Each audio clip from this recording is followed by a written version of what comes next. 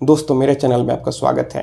दोस्तों आज के इस वीडियो में मैं आप लोग को बताने वाला हूं कि यहाँ पर जब आपको कोर्ट से डाइवोर्स मिल जाता है तो फिर डाइवोर्स मिलने के क्या आप अगले दिन ही दूसरी शादी कर सकते हैं। तो दोस्तों यह सारा चीज़ कई सारे फैक्टर पर डिपेंड करता है।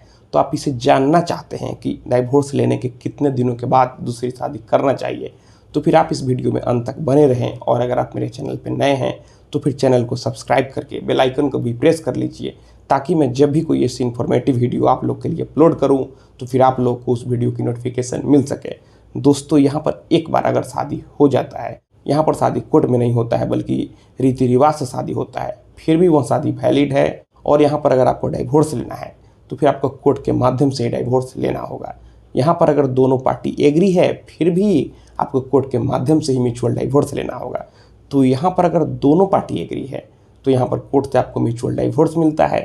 तो फिर अगर दोनों पार्टी एग्री है, किसी को कोई ऑब्जेक्शन था ही नहीं, तो फिर जैसे ही कोर्ट का डिक्री आता है, डाइवोर्स का डिक्री आता है, आप उसके अगले दिन ही दूसरी शादी कर सकते हैं।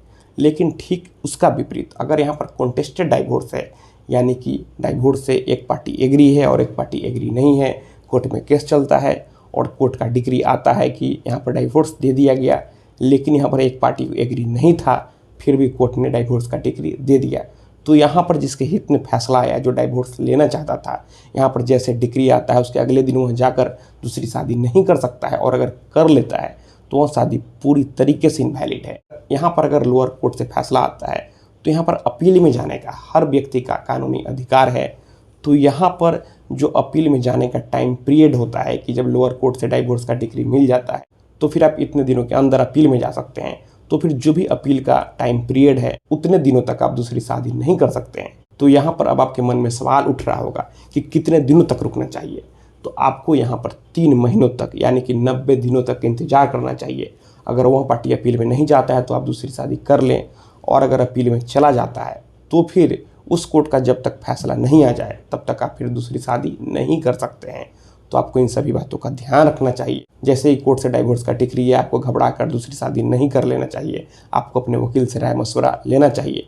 और यहाँ पर अगर एक्स पार्टी डाइवोर्स है, यानी कि एक पार्टी डाइवोर्स लेना चाह रहा था और दूसरा पार्टी को कोर्ट ने नोटिस भेजा, लेकिन दूसरा पार्टी कोर्ट में आया ही नहीं, वो इंटरेस्ट ही नहीं लिया, इस भी सूरत में आपको अपील का जितना टाइम पीरियड है आपको उतना दिन इंतजार करना चाहिए, तभी जाकर दूसरी शादी करना चाहिए। और अगर आप घबरा कर यहाँ पर जोश में आकर दूसरी शादी कर लेते हैं तो वह शादी यहाँ पर इनवैलिड हो जाएगा।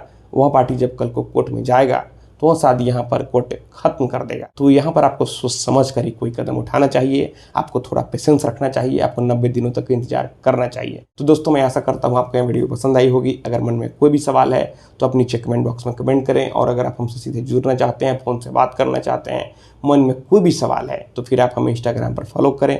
मेरा इंस्टाग्राम पर यूजर नेम है Pritesh1584। आप हमें फॉलो करें, मैसेज करें। और अगर फ़ोन से बात करना है तो फिर इंस्टाग्राम पर ही मैसेज करके अपॉइंटमेंट बुक कर लें। तो दोस्तों हम लोग मिलते हैं अगले वीडियो में एक नए टॉपिक के साथ। तब तक आप अपना और अपने परिवार का ख्याल रखें।